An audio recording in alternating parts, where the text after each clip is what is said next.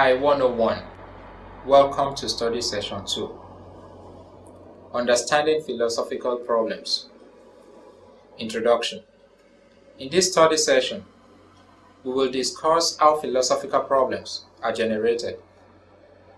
We will also examine the characteristics of philosophical problems. Learning outcomes. When you have studied this session, you should be able to 1. Explain how philosophical problems are generated. 2. Discuss some of the characteristics of philosophical problems. Explaining philosophical problems. Task 1. Read the article on philosophical problems. How do they arrive? 2.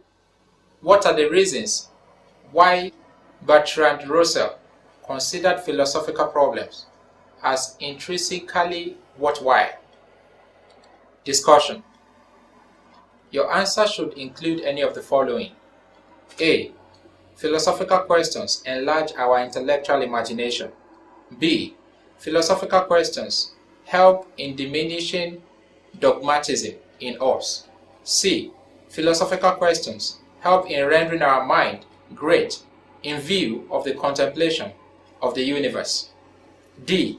Philosophical questions enlarge our conception of what is possible. Characteristics of philosophical problems. Philosophical problems involved general ideas. What is the difference between these three questions? What is religion? What is Christianity? And what is Catholicism? Of course, the questions increase in order of generality. Starting with the last one, the most general of the question is the first. What is religion? A philosophical problem is general because it covers a large territory and as many contexts as possible. They are questions that cannot be limited to a place or a context. When we ask the question, what is religion? We conceive a lot of possible comments from sociologists, philosophers, theologians, psychologists, atheists, Christians, Hinduists, and so on. All these possible answers make it a little difficult to achieve an adequate answer to the question. The same, however, is not so true about the other two questions. Philosophical problems are fundamental problems involving fundamental ideas.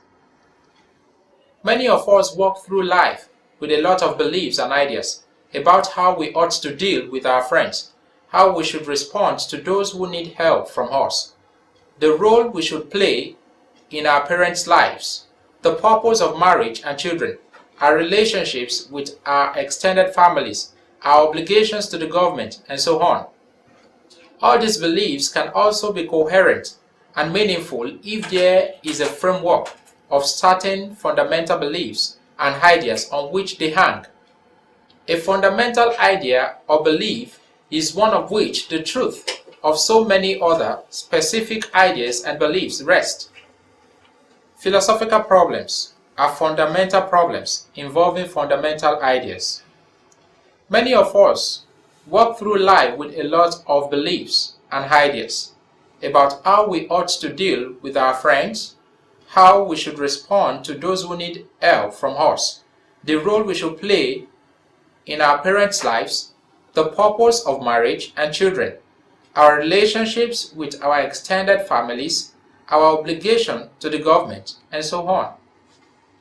All these beliefs can only be coherent and meaningful if there is a framework of certain fundamental beliefs and ideas on which they hang. A fundamental idea or belief is one on which the truth of so many other specific ideas and beliefs rest. An idea is fundamental, that is, if that idea is the central foundation that gives meaning and coherence to all the other beliefs you may hold in life. For example, you may believe that you are in charge of your destiny and that no one can help you better your own life because you hold the fundamental belief that there is no supreme being called God, or that this universe came into existence by chance. Again, it may be your attitude to always take things easy and calm because you hold a fundamental belief that whether we like it or not, there are some things in life that we cannot change, no matter how we try.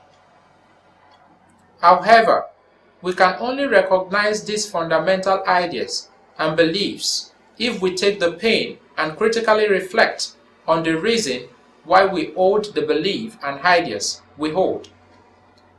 Take the time, especially in your leisure time, to ponder on any of the random beliefs and ideas below and see whether you are able to arrive at a fundamental idea behind any of them. 1. Philosophy is a useless course. 2. Beauty is in the eyes of the beholder. 3. Women are inherently better managers than men. 4. One cannot truly think of nothing. 5. Dreams are gateway to another level of reality. 6. Without law, there is no liberty. 7. History always repeats itself. 8. All religions are basically the same. 9. Everyone has the right to live his or her life the way she or he likes. 10.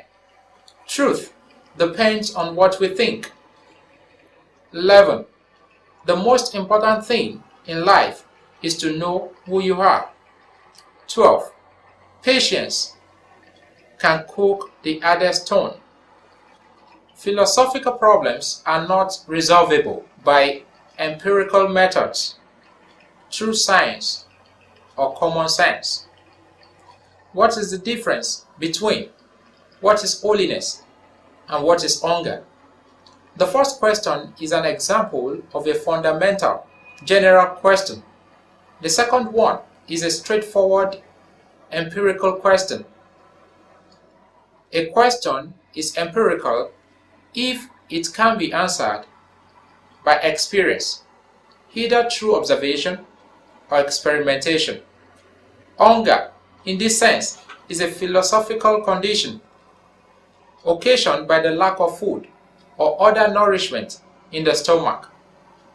On the other hand, you will not get an answer to the question, what is holiness, if you go about examining holy people.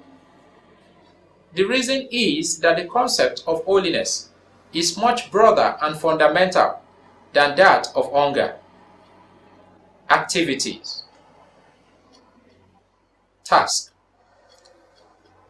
Tick philosophical questions from amidst the following options. 1.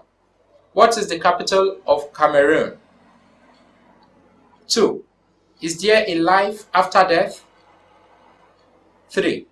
What does it take to gain admission to the UIDLC scheme? Study session summary. In this study session, we discussed the nature of philosophical problems. We explained how philosophical problems are generated and how we can recognize them.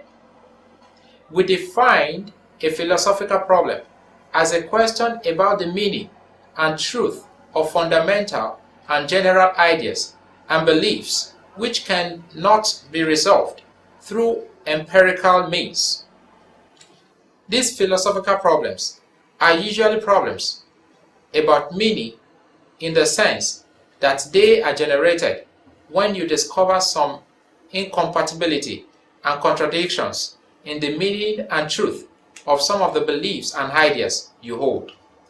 Finally, we examine the characteristics of philosophical problems, which includes A.